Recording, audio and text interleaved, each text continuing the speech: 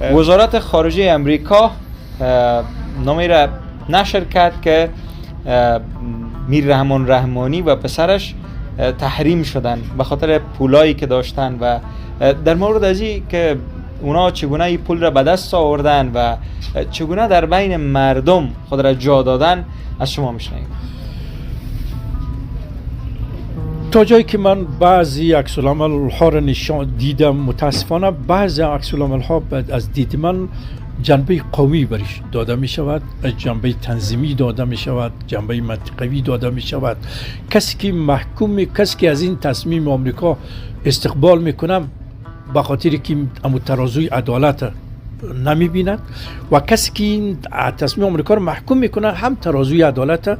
نمی بیند، فقط بر اساس چیزای جانبی قضاوت میکنند. من خودم به این عقیده هستم که تصمیم بسیار خوب